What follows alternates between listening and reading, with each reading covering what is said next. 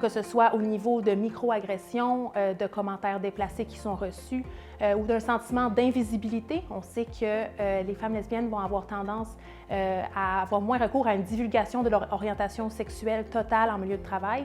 C'est encore moins chez les femmes bisexuelles. Et donc, évidemment, ça varie selon les domaines de travail. Il y a plusieurs domaines qui articulent différentes problématiques, mais on remarque quand même certaines tendances émergentes auxquelles font face les femmes et les personnes lesbiennes dans les différents milieux de travail à travers le Québec. J'ai travaillé pendant 4 ans dans un milieu sportif où il y avait beaucoup d'athlètes, puis un milieu principalement masculin. Non seulement les clients que je servais étaient principalement des athlètes masculins, mais aussi mes collègues étaient principalement masculins. À l'heure de notre dîner, des fois on me posait des questions, on savait que j'étais lesbienne, puis on insistait vraiment sur le fait que j'avais jamais été avec un homme. Même si je leur disais que j'avais pas envie de parler de ça, tu sais. On me disait « Ah, mais nous autres, ça nous intéresse, si nous autres, on n'en parle pas souvent avec des lesbiennes. » C'est comme si j'étais obligée, étant donné qu'on savait mon orientation sexuelle, que j'étais obligée de leur donner des détails là-dessus. C'était difficile de voir la différence entre le sexisme puis l'homophobie, fait que c'est vraiment de la lesbophobie. Tu sais, des fois, je recevais des remarques dégradantes parce que j'étais une fille, parce qu'on me cruisait, mais aussi on voulait en apprendre plus sur le fait que j'étais lesbienne. Donc c'était vraiment à l'intersection des deux, du sexisme puis de l'homophobie, qui est la lesbophobie. J'ai voulu prendre action pour changer les choses. J'ai voulu faire une lettre de dénonciation collective, prenant un peu ce que des clientes m'avaient confié, puis ce que moi j'avais vécu en tant qu'employée là-bas. J'ai fait une lettre de dénonciation, puis ça n'a rien donné. Donc j'ai fini par quitter mon emploi. Sinon, je serais restée là-bas. J'ai passé 4 ans là-bas.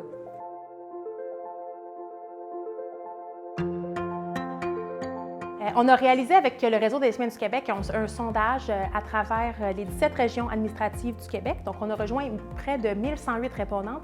Puis on s'intéressait aux expériences de discrimination qui sont vécues par les femmes et les personnes lesbo-queer. Donc on a quand même reçu 261 témoignages qui touchaient les discriminations dans le milieu du travail. Donc c'était des témoignages qui racontaient autant des expériences vécues de sexisme que de lesbophobie et de discrimination liées à l'expression de genre et à la transphobie. Donc on voit vraiment une intersection particulière entre le vécu du sexisme et des commentaires lesbophobes vécus dans le milieu de travail. Donc, au niveau du sexisme, il y a plusieurs répondantes qui soulignaient notamment vraiment devoir travailler 2 fois plus fort que leurs collègues masculins pour se prouver, un sentiment constant de remise en question de leur crédibilité, de leur autorité, et ça dans plusieurs domaines, autant dans le domaine de l'ingénierie que de l'enseignement supérieur, que dans des domaines du service. Et à la fois, on a reçu beaucoup de témoignages sur des expériences vécues de lesbophobie, donc autant des commentaires très déplacés, donc qui peuvent être qualifiés de microagressions. On a aussi beaucoup de cas de personnes qui reportaient avoir vécu des outings forcés et aussi une sursexualisation des pratiques lesbiennes. Quand les personnes ne correspondent également pas aux normes de genre, donc par exemple qui s'identifient comme non-binaires ou une expression de genre plus masculine, il y a des défis additionnels, donc des discriminations liées à l'expression de genre.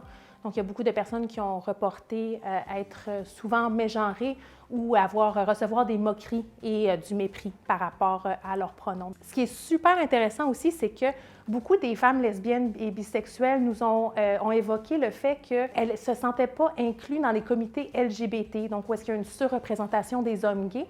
Donc, on voit vraiment une invisibilité des femmes lesbiennes qui vont aussi avoir tendance à négocier davantage leur passing, à faire moins de coming out, à se dévoiler moins sur le milieu du travail et à ne pas prendre part à des événements LGBT. Les femmes sont aussi beaucoup plus susceptibles que les hommes à recevoir des avances hétérosexuelles non désirées. Donc, le harcèlement sexuel et les commentaires non désirés font vraiment partie prenante, souvent malheureusement, de l'expérience d'être une femme ou une personne lesbienne en milieu de travail. Je dirais comme lesbienne à l'Assemblée nationale, puis de faire un coming out politique, c'était une expérience unique, chose que j'ai jamais vécue dans toute ma vie. Toute ma vie, je savais qui j'étais. Mais rendue à l'Assemblée nationale, je dis, c'est quoi, je souhaite militer pour la cause, je souhaite amener de la visibilité puis faire la démonstration à mes consoeurs qu'on est ici, là, on n'est pas seuls, puis on est nombreux. Fait qu'on devrait être fiers de ça, fait que je voulais ajouter LGBTQ à mon titre. Mais pour le faire, j'ai dû faire un coming out politique. Ça veut dire qu'il faut faire des entrevues médiatiques, puis dire à tout le monde que j'étais lesbienne, que j'étais en amour avec une femme. C'était épeurant, parce que moi, dans ma vie, tout le monde savait, il n'y avait aucun problème, je n'étais jamais victime de la haine. J'étais élevée dans un milieu avec beaucoup de compassion, empathie, une grande famille, on acceptait tout le monde. Mais c'était pas la même chose. Fait que de faire des entrevues avec des journalistes qui me disaient « Ouais, mais t'as pas l'air d'une lesbienne. » Ça a l'air de quoi, une lesbienne? Ça fait 10 ans depuis que je te connais, Jennifer, puis j'ai jamais su. Mais moi, honnêtement, quand je te rencontre, je dis « Toi, tu couches avec qui? » C'est une expérience vraiment bizarre de se faire dire ça, parce que mais ça a l'air de quoi? Parce que je suis comme toi, je vis comme toi, j'aime le monde comme toi, j'ai des enfants, j'ai un emploi, fait que je suis pas différente à cause de qui que j'aime. Fait que ça, j'ai trouvé ça particulier, puis c'est à ce moment-là que je commençais à être victime de la haine. C'est sûr, je pense que j'ai vécu de la lesbophobie, non seulement au niveau de la place publique avec les médias puis les commentaires que j'ai reçus, mais je dirais que les gens m'ont traité différemment par la suite. J'étais atypique. Je n'étais pas comme la norme. Fait que les conversations ont changé. Les choses que les gens disaient à mon égard ou avec moi, les topics qu'ils ont choisis ont changé. Je pense sincèrement qu'il y a des défis d'intersectionnalité, être femme et être lesbienne dans le milieu politique. Absolument, parce que déjà, les femmes sont jugées différemment. Les femmes sont jugées différemment au niveau de leur sexe. On ne demande jamais à un homme, quand il rentre à l'Assemblée nationale, « Comment tu vas gérer tes enfants? » Fait qu'il y a déjà ce défi de jugement, qui est le stéréotype qui est là. Puis après, le stéréotype de c'est quoi une lesbienne, on ajoute à ça, mais on est doublement jugé à cause de cette intersectionnalité. Il y a des enjeux qui sont un peu transversaux aux gays, aux lesbiennes, à l'ensemble de la communauté en fait. Principalement la présomption d'hétérosexualité, donc le fait qu'on considère que tant qu'une personne n'a pas dit son orientation sexuelle, elle est présumée comme hétérosexuelle et cis. D'ailleurs, c'est la même chose sur la cis-identité. Ça, c'est une chose toute bête à faire, mais le fait de laisser la question ouverte, ça facilite vraiment énormément et ça légitime les coming out. Donc ça permet à l'autre de sentir qu'il a la possibilité de dire en fait qu'il n'est pas hétérosexuel. Ça, je pense que c'est vraiment quelque chose de juste très simple à faire, mais juste d'y penser, ça peut énormément changer les choses. Et l'autre élément, c'est le fait aussi de considérer qu'il est vu comme plus intime de dire qu'on est lesbienne. Donc là, en fait, c'est la frontière entre la vie privée et la vie professionnelle qui est jugée différemment. Et donc, voilà, juste simplement considérer que c'est la même information qu'on donne, quelle que soit son orientation sexuelle. Donc ça, c'est un peu les enjeux les plus transversaux. Et il y a un autre élément aussi qui, je pense, est important, qui touche aussi les gays et les lesbiennes, mais peut-être principalement les lesbiennes qui sont délégitimées dans le milieu d'emploi, qui est exprimé par le concept d'hétéroprofessionnalisme. En fait, c'est l'idée que le caractère professionnel, ce qu'on va entendre comme étant plus professionnel, un comportement plus professionnel qu'un autre, va intégrer en fait des éléments d'hétéronormativité. Et du coup, c'est diffus, c'est pas vraiment dit, il y a cette espèce de flou autour de la définition, mais dès qu'on s'éloigne de cette hétéronormativité, en fait, on va très vite être jugé comme moins professionnel. Et ça, je pense qu'on l'a aussi complètement intégré en tant que personne, ce qui fait qu'on se sent moins légitime à affirmer des éléments de sensibilité plus queer ou simplement de parler de notre vie privée. Une lesbienne ouvertement lesbienne, c'est-à-dire qui va le dire dans le milieu de travail, va être jugée comme un peu trop militante. Ok, elle peut le dire, mais il faut quand même qu'elle le cache, ça ne concerne pas tout le monde. Enfin voilà, toute cette régulation autour de l'expression de soi, en fait, qui va être régulée aussi par ce jugement de professionnel ou non professionnel.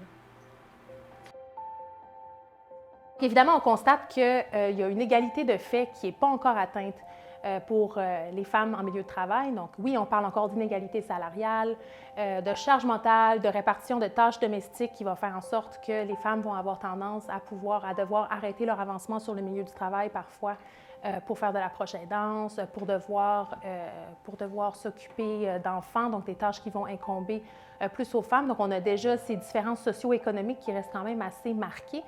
Et en plus, il y a encore évidemment énormément de cas de harcèlement sexuel en milieu de travail, donc qui se reportent parfois de façon très évidente, mais d'autres fois de façon très subtile.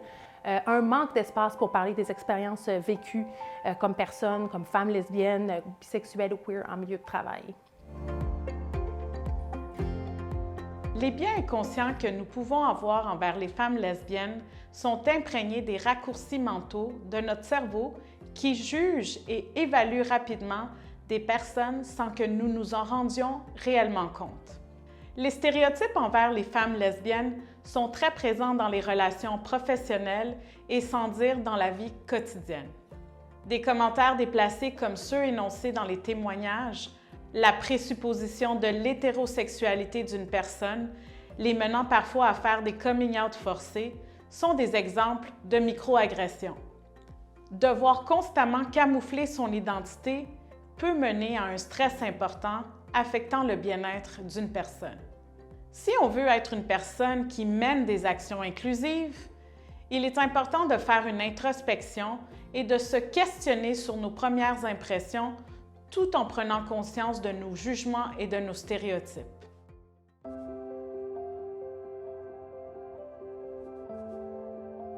Alors je pense qu'il y a tout un tas de recherches qui doivent être menées puisqu'on en manque cruellement.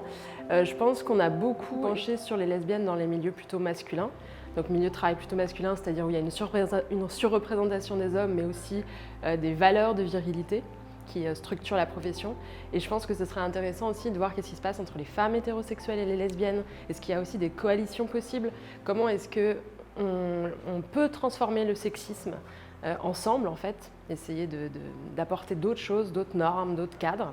Je pense aussi qu'avec les nouvelles générations, il y a beaucoup de choses qui bougent et ce serait intéressant de changer un peu nos cadres d'analyse, avoir des cadres inédits pour capter aussi et rendre compte de ce qui se passe actuellement dans les milieux de travail. Je pense que des fois, on y va trop avec des lunettes de cadres anciens et puis ça devient de plus en plus nécessaire de rendre compte des comportements qui se passent aujourd'hui et qui essayent justement de changer un petit peu les choses.